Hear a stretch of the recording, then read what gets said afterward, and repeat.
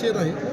पाठीमागील 5 वर्ष दिवसरात्र आपण या मतदारसंघाच्या विकासाच्या दृष्टीने आपण काम करत होतो. आमचं नेतृत्व आमचे सर्व अजितदादा पवारसाहेब यांच्याकडून 5 वर्ष या मतदारसंघासाठी काय कमी आहे, काय उणीव आहे आणि काय पुढील 25 ते 30 वर्षासाठी आराखडा बांधून आपण काम करणं गरजेचं आहे, अशा पद्धतीने पूर्ण 5 वर्ष काम केलं आपण.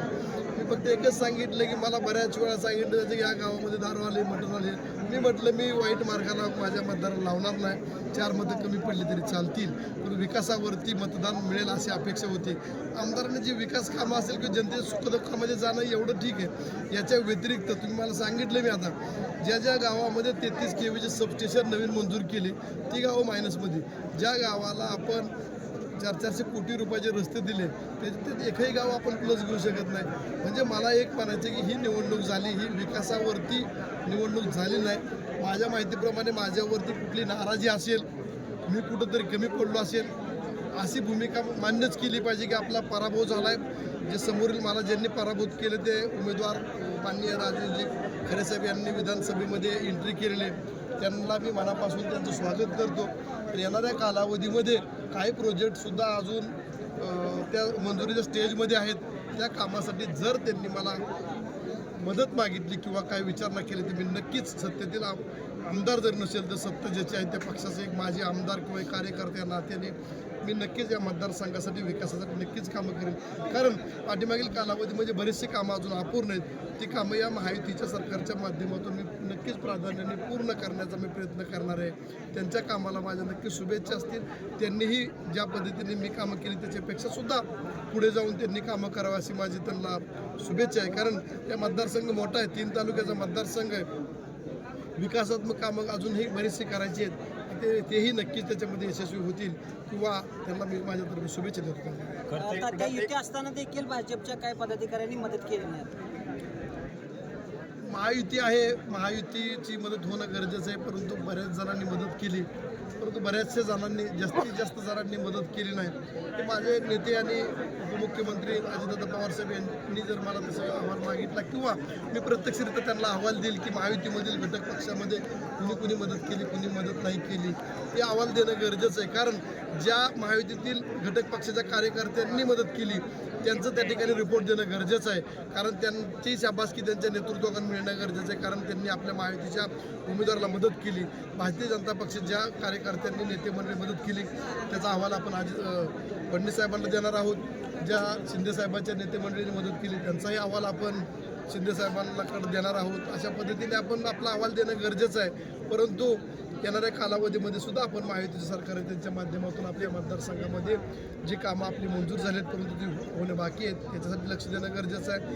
परंतु काही महायुतीमधील जे घटक पक्ष ती नाही, फक्त राष्ट्रवादी काँग्रेस पक्ष म्हणत नाही, भारतीय जनता पक्षाची नेतेमंडळी असतील, शिवसेनेचे असतील, आठवले साहेबांचे असतील, रयत क्रांतीचे असतील, यांना मदत करणं गरजेचं आहे. त्या माध्यमातून मी मोहोळ या ठिकाणी दर शुक्रवार जे 1 दिवस जो होता तो आपण चालू ठेवणार आहे. या मतदारसंघातील जी आठवड्यातील कामं आहेत ती घेऊन मंगळवार बुधवार मुंबईला जाणं हे दिनक्रम जो आपला होता त्याच्यामध्ये कुठल्याही प्रकारचा खंड न पडता अजितदादा पवार साहेबांचे नेतृत्व एक चांगल्या पद्धतीने भारलेलं नेतृत्व आहे.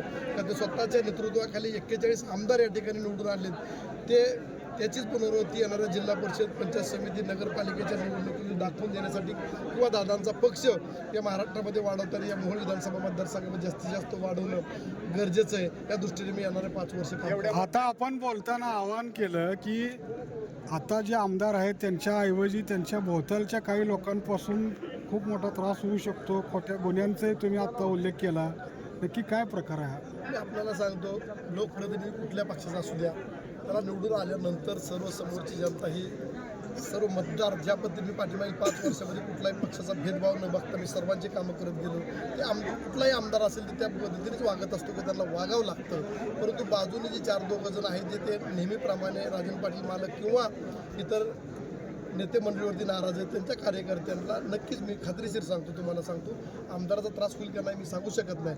परंतु हे 4-2 कार्यकर्ते नेते मंडळी त्यांच्याबरोबर त्यांच्या नक्कीच त्रासाला सामोरे जावं लागणार आहे. पण तो उगीच जर त्रास दिला तर त्याच्यासाठी मी सक्षम. आत्ता आपण बोलताना सांगितलं की पुढील 5 वर्ष मी काम करत राहणार आहे. बाळराजेंना आमदार करत नाही तोपर्यंत स्वस्थ बसणार नाही. परंतु त्याच वेळेला राजन मालकांनी या ठिकाणी सांगितलं आहे की आम्ही 5 वर्षात कुठलीही मागणी करणार नाही. जी काही मागणी करू ती तात्यांसाठीच काय सांगाल याबद्दल? राजन पाटील मालक किंवा त्याचा परिवार आहे फार मोठ्या मनाची माणसं आहेत, कारण पाठीमागील 5 वर्ष काम करत असताना मनासारखं मला काम करायची संधी त्यांनी दिली.